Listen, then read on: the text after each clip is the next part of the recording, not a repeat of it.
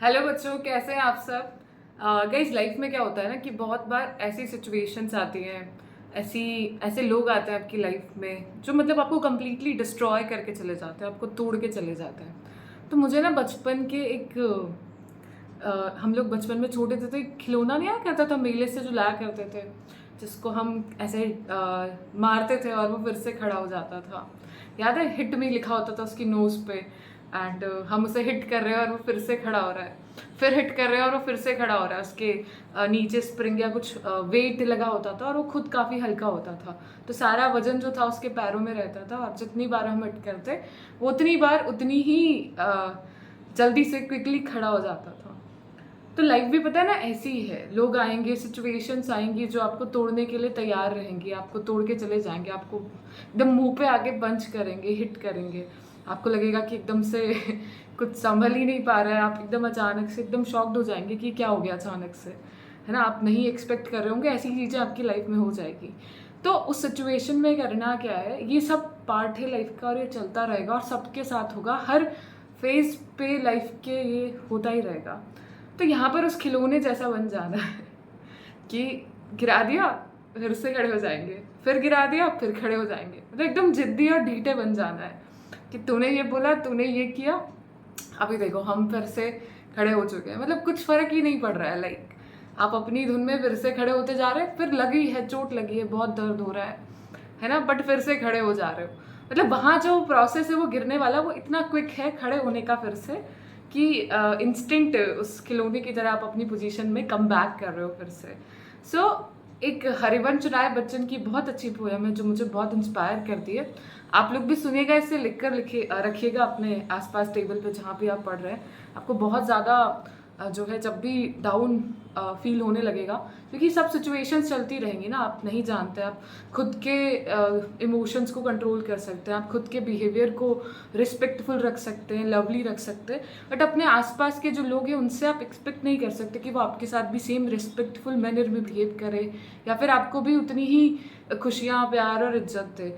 तो वो सबका अपना अपना पर्सपेक्टिव है। तो यहाँ पर आपको किसी को भी जज करने की ज़रूरत नहीं है। हर इंसान अपनी लड़ाई लड़ रहा है और वो जैसा भी है उसके पीछे एक वजह है।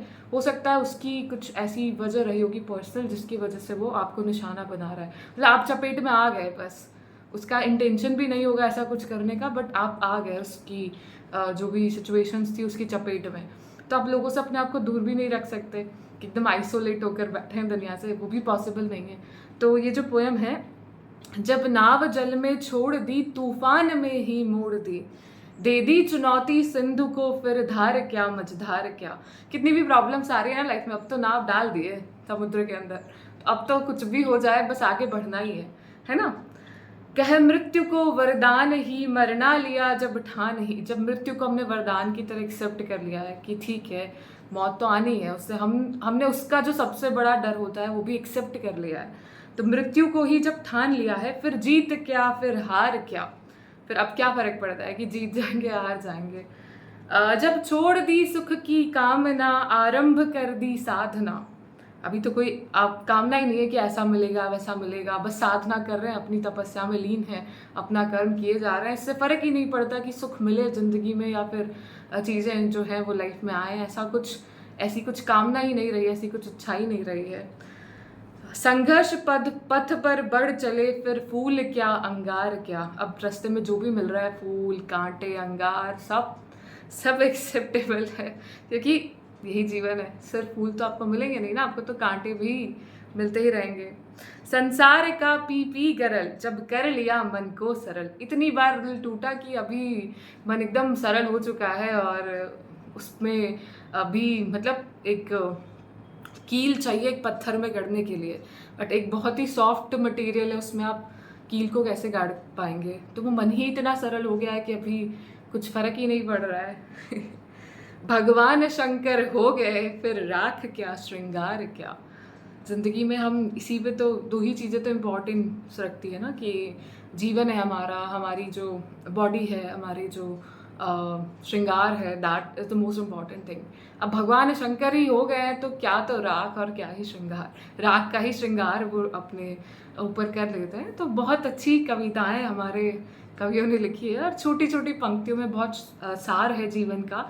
और ये जीवन जीने के लिए जितना प्रेरित कर सके, क्योंकि प्रॉब्लम्स तो हमें फेस करनी ही है हर दिन।